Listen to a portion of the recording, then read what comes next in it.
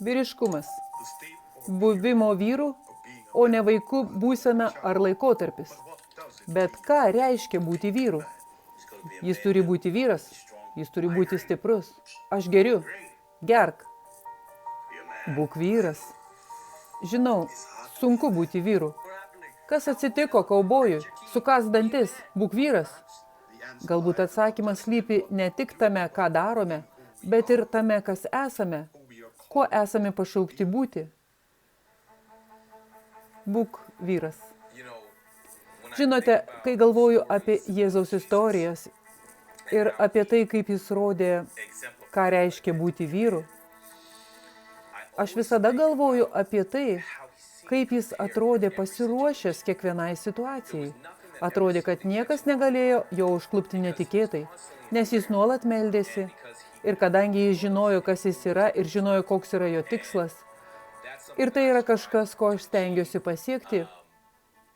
Vienas iš pavyzdžių, kuris man visada ateina į galvą, kuo daugiau skaitau, tuo labiau mane pribloškia, kai kurie fariziejai atėjo pas jį ir paklausė, ar turėtume mokėti duoklę Ciesariui ar ne.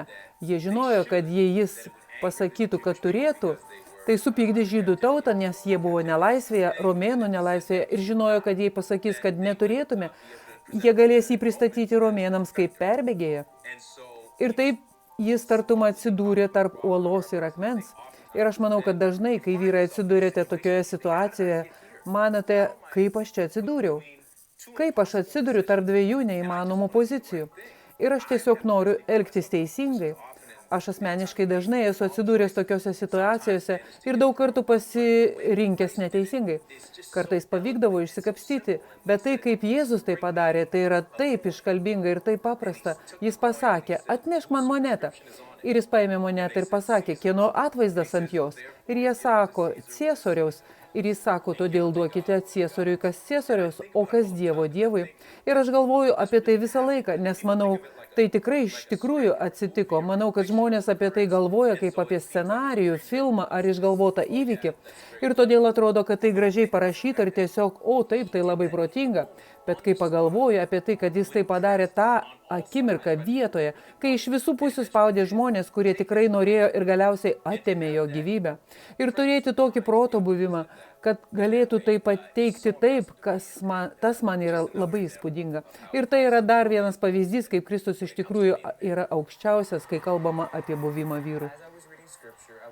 Skaitydamas šventąjį raštą pastebėjau, kaip žmonės, kuriuos gydė Jėzus davė valgyti, palaikė juos, jų mintise buvo, o jis yra Mesijas, jis bus tas karalis, jis nuvers romėnus, duos mums teisingumą, mes būsime ištaisyti ir ši žemė bus užkariauta. Bet iš tikrųjų, jis buvo dailidė, jis turėjo Dievo galią ir jis buvo Dievo sūnus, bet pasaulio suvokimu jie jį atmetė, fariziejai jį nuvertino. Kas tas žmogus? Bet vieno dalyko jie negalėjo nematyti. Išminties sklindančios iš jo lūpų ir jo charakteris buvo nepanašus į kitus. Todėl Dievas man įteigė, nedirbk dėl titulo, dirbk dėl mano tikslo dėl tavęs, nes tokiu būdu galiu tave paversti vyru, kuriuo tave pašaukiau būti. Tau užtenka, Danieliau, tu esi mylimas ir gali ilsėtis mano valdžioje. Taip pat yra kita šventojo rašto eilutė, kurioje Dievas apibūdinamas kaip romus ir nuolankio širdies ir kaip vyras išėjęs iš LGBTQ gyvenimo būdo. Turėjau daug stereotipų apie tai, ką reiškia būti vyru, tarsi save nupeikčiau, pavyzdžiui, mano balsas netoks gilus, aš nesu toks aukštas, aš esu kūrybingas vaikinas, groju smuiku, esu muzikalus. Todėl visus tuos apibūdinimus įtraukiau į klaidingą tapatybę būti homoseksualiu. Ir tai tiesiog buvo mano unikalus sugėdimas.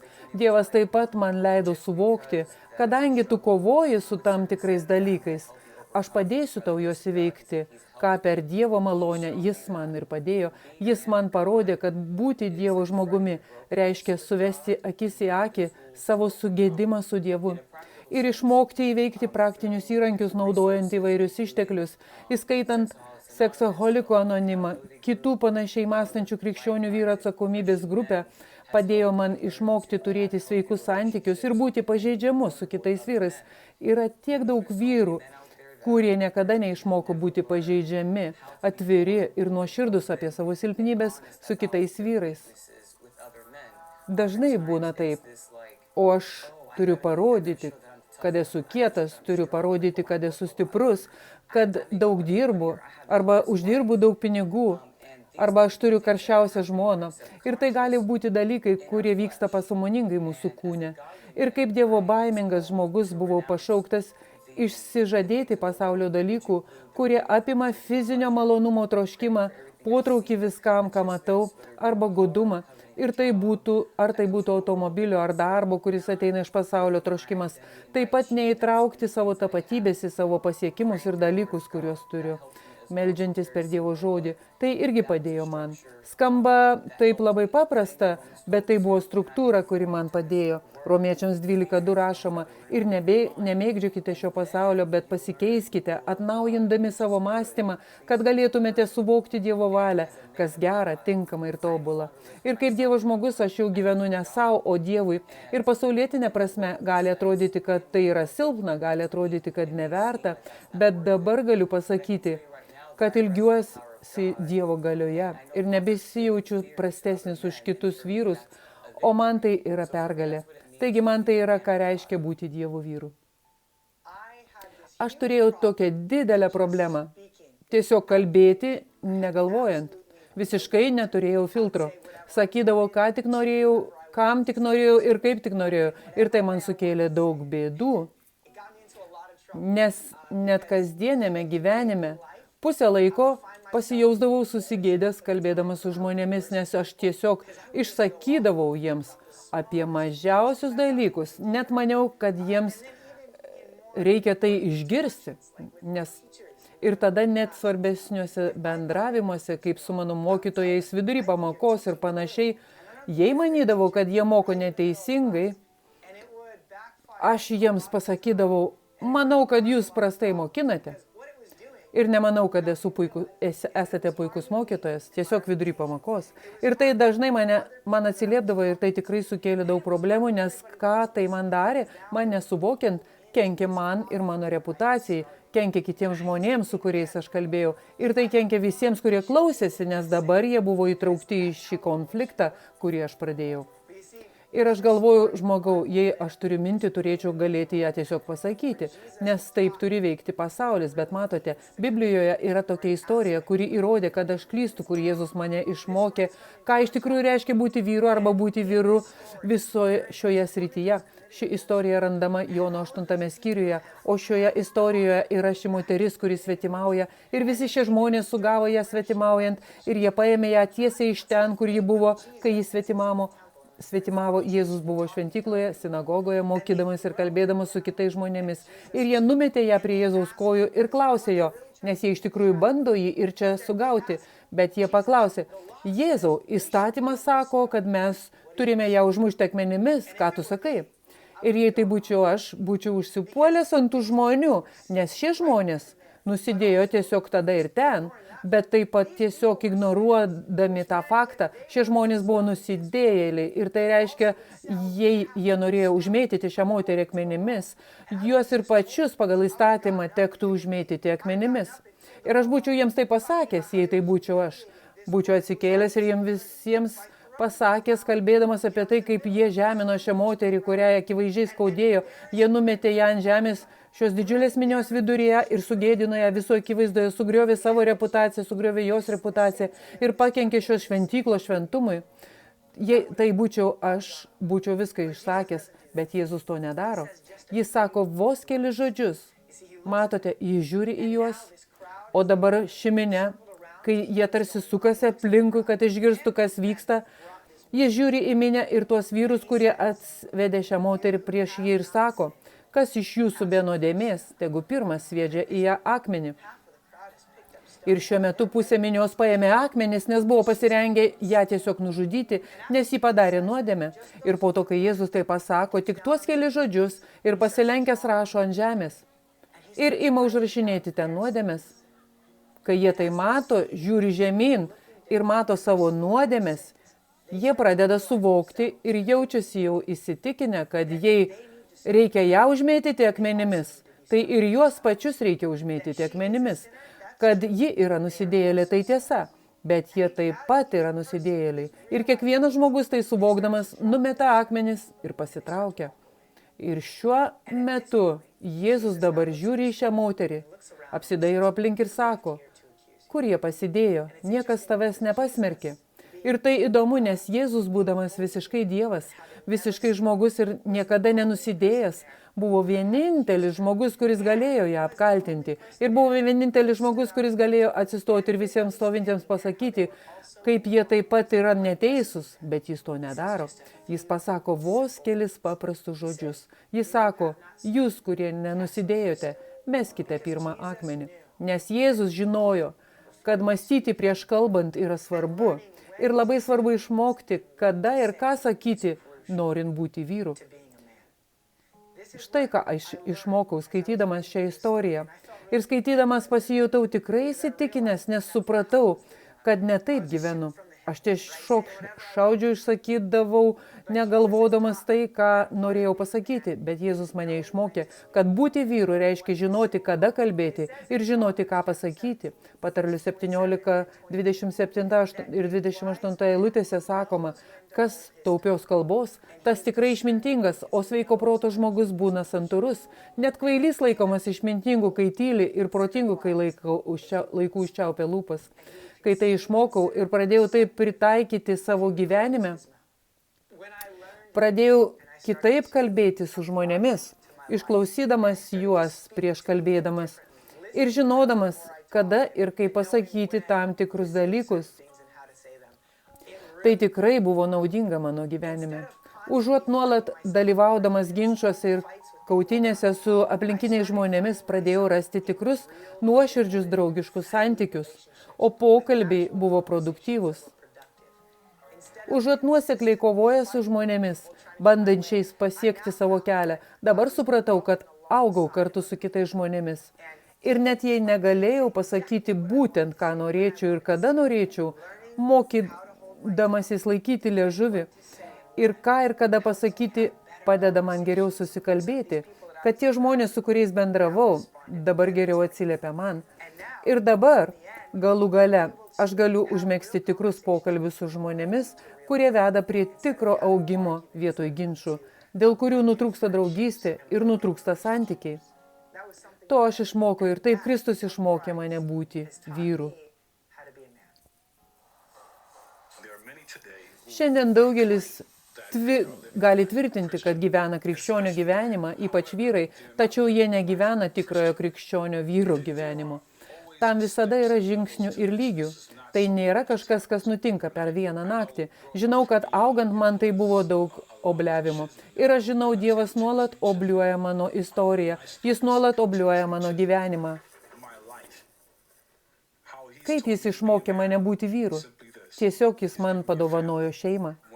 Kai pamačiau savo pirmagimį, savo sūnų, kai pamačiau gimdymą, kai pamačiau jį ateinantį per gimdymo takus, tada ir ten supratau, kad negaliu būti tas pats vyras, koks buvau prieš juos, turėjau tapti kitu žmogumi.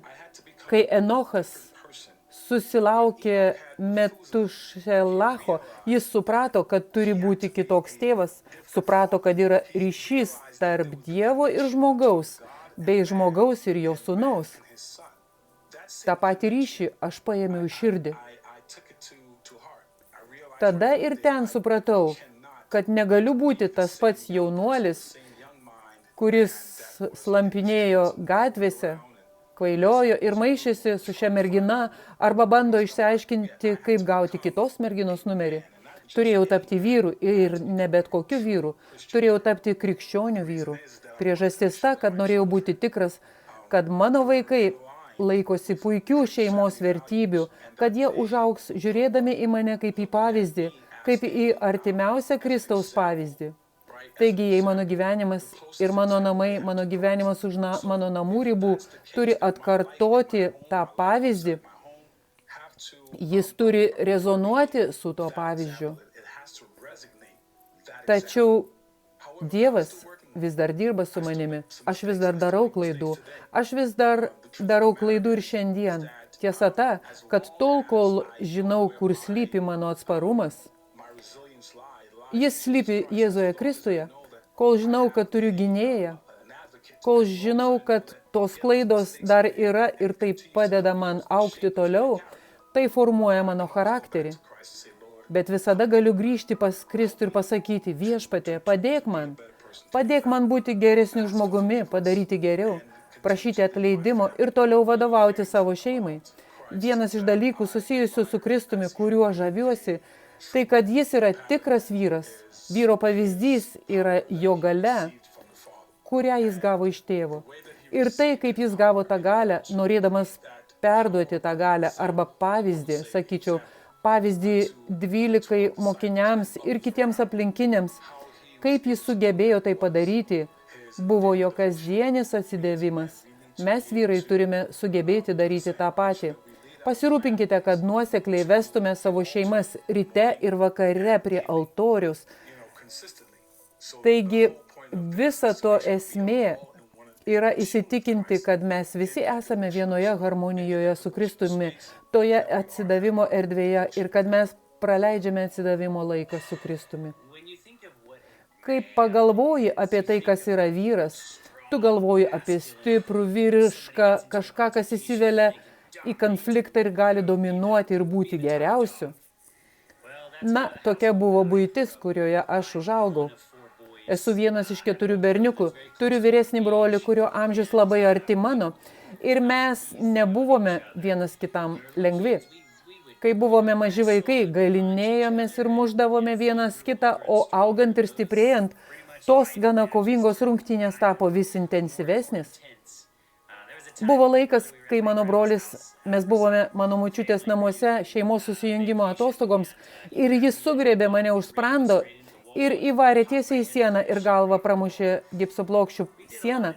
Mes vaikystėje padarėm daug žalos, kai kovojame. Kartais tai būdavo su peiliais ir beisbolo lazdomis. Ir aš jums pasakysiu, aš užaugau aplinkoje, kurioje buvo lengva supykti. Turėjau trumpą saugiklį ir per savo gyvenimą turėjau išmokti jį pažaboti. Ir kai aš užmezgiau ryšį su Jėzumi, žinote, man patinka istorijos apie jo nukryžiavimą ir tiesiog stebėti, kaip Jėzus elgėsi tose situacijose, kai jis buvo prikalamas prie kryžiaus. Aš turėjau omeny, tie patys žmonės, kurie bando nutraukti jo gyvenimą, jis ten kabo, nepykdamas ant jų, meldžiasi už juos. Tiesioginė prasme sako, Dieve, atleisk jiems, nes jie nežino, ką daro. Man tai yra tikras vyras. Žmogus, kuris gali atsistoti prieš sukilusi pasaulį, aplink siautėja audra, aplink sprogsta dalykai ir reaguoti su tokiu ramiu ir pasitikinčiu nuolankumu. Tai yra gražu. Ir būtent tokiu žmogumi aš norėčiau būti ir tikiuosi, kad kada nors galėsiu būti kaip mano gelbėtojas Jėzus.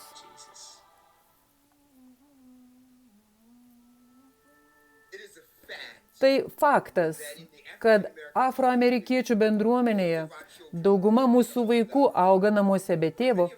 Kai daugelis tų jaunų vyrų užauga, susituokia ir sukuria šeimą, jie atsiduria nepalankioje padėtyje, nes trūksta vienos pusės paveikslo, kurią jiems reikia parodyti, kaip būti dievobaimingų vyrų savo šeimoje, nes jie užaugo be to vyro ir to pavyzdžio savo namuose.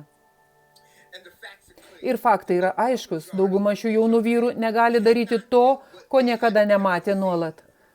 Santuoka, kai jie susituokia, daugumai jų tampa bandymu ir klaidomis, todėl nenuostabu, kad remiantis statistiką 50% santuokų baigėsi skyrybomis. Tai koksgi problemos sprendimas? Atsakymas yra toks. Nors šie vyrai galėjo užaugti be savo tėvo ir pavyzdžio, jie nėra be pavyzdžio.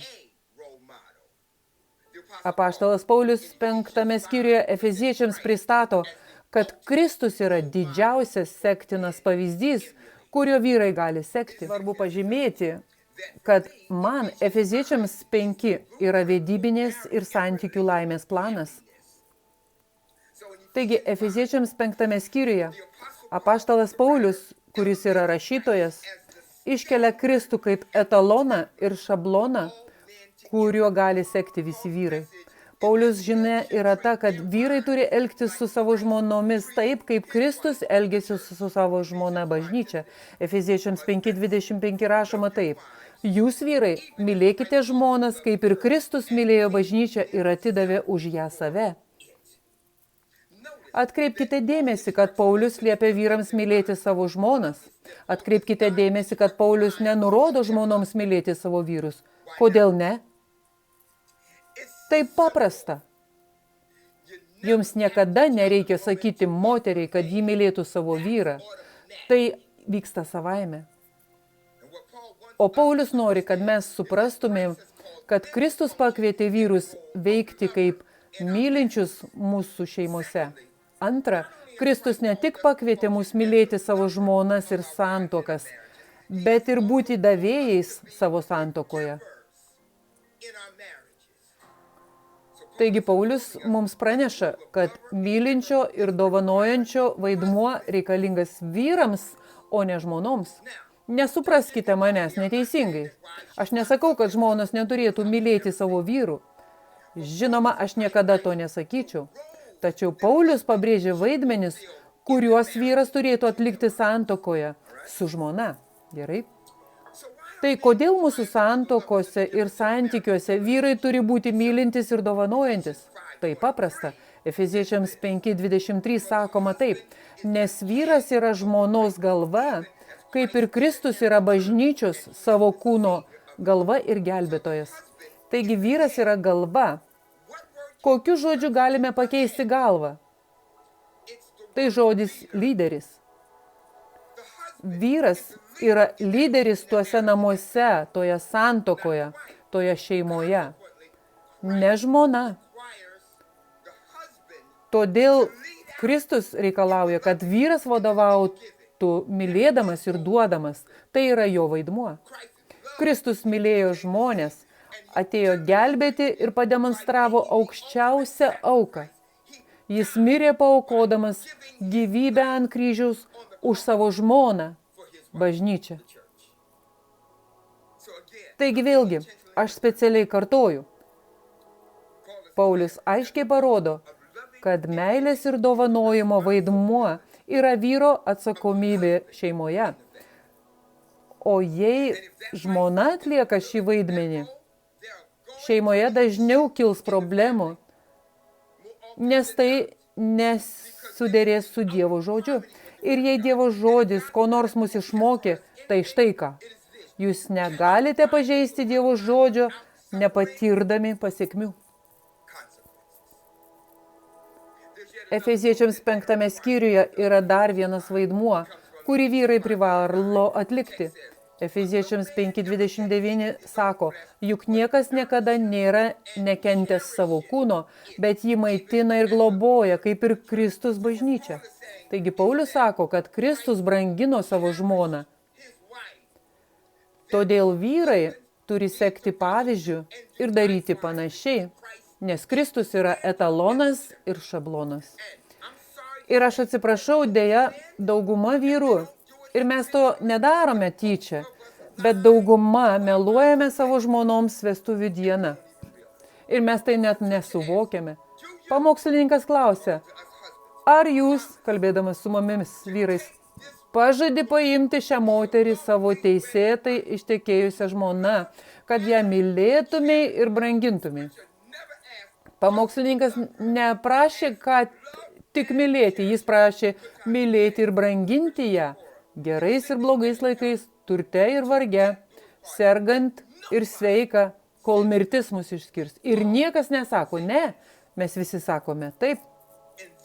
O tada mes einame nemylėdami ir nepuoselėdami. Matote, žmonos branginimas yra jūsų santykių pasikeitimas. Tai vienu mostu perkels jūsų santuoką į stratosferą ir būtent čia Kristus nori, kad visos mūsų santokos būtų Nes daugelis iš mūsų meilė yra savanaudiška, bet branginimas yra nesavanaudiškas, tai keičia gyvenimą. Ir visi vyrai gali turėti tokią patirtį, jei seksime savo pagrindinį pavyzdį mūsų viešpatį ir gelbėtoją Jėzų Kristų. Aš darau išvadą, kas daugumoje santuokų myli, duoda ir brangina. Tai mūsų žmonos. Todėl santuokoje esame aukštinkojomis. Todėl daugelis iš mūsų turi problemų santuokoje. Mes galime padaryti geriau. Mes turime padaryti geriau. Kad patirtų ilgalaikę santuokinę laimę, vyrai turi sekti Kristų. Kodėl? Nes jis yra pagrindinis vyro pavyzdys. Per jūsų gyvenimą ir ypač per mano gyvenimą, mano krikščioniška patirtis pasikeitė, o pirminėje krikščioniško gyvenimo patirtyje mane ypač domino pasirodymas. Taigi viskas buvo apie mane ir kaip aš pasirodau. O tapęs turtingesnis savo krikščionišką patirtimi, supratau, kad tai ne apie mane, tai apie jį. Ir tai yra įdomus aspektas. Žinau, kartais naudojame tai kaip klišė, apie tai kalbame, bet tai tikrai pakeitė mano charakterį, nes pakeičiau santykius su juo. Ir tai mane išmokė, kad vyriškumas nebūtinai priklauso nuo to, koks tu stiprus, ar kiek daug gali nuveikti. Kas iš tikrųjų pasikeitė, tai mano orientacija į tai, kas mane domina. Leiskite pateikti pavyzdį. Esu mankštos fiziologas ir mane tikrai domina galimybė laimėti lenktynės, bet aš supratau, kad tikslas nėra tik paviršutiniškas gauti juostelę, gauti trofėjų, tokie dalykai, bet tai, ką mes vadiname savo tyrimais, keičia mane dvigubai. O du aspektai, kurie keičia jūsų fiziologiją ir efektyviau naudoja orą jūsų sistemoje, yra pasiekiami nesunkiau, o protingiau. Ir Dievas per daugybę šventojo rašto pavyzdžių mums pasakė, kaip svarbu būti taikdariu, būti nuolankiu, maloniu, ilgai kenčiančiu. Tai tikrai aspektai, kurių daugelis vyrų pasigenda. Taigi, norėdami iš tikrųjų būti vyrų Kristuje, turime perimti jo charakterį, jo idėjas. Tai ne apie mus, tai apie dvasios vaisius, kuriuos jis mums įskiepija ir duoda. Ir jie iš tikrųjų yra jo dvasios vaisiai. Ir kadangi mes jį pažįstame, jie tampa mūsų charakterio dalimi. Grįžkime prie pradinio klausimo. Ką iš tikrųjų reiškia būti vyru? Na, tai reiškia, kad pirmiausia, mes galvojame apie kitus. Ne apie save, bet galvojame apie kitus, nes taip elgtųsi Kristus. Labai ačiū, kad klausėtės idėjų, kurias subrandinau per savo krikščioniškojo gyvenimo patirtį. Ir kviečiu jūs padaryti tą patį. Yra daug pasirinkimų, daug reikalavimų. Bet Dievas tau pasakė, o žmogau, kas yra gerai ir ko viešpats iš tavęs reikalauja. Daryk teisingumą, meilę, gerumą, nuolankiai vaikščiok su savo Dievu.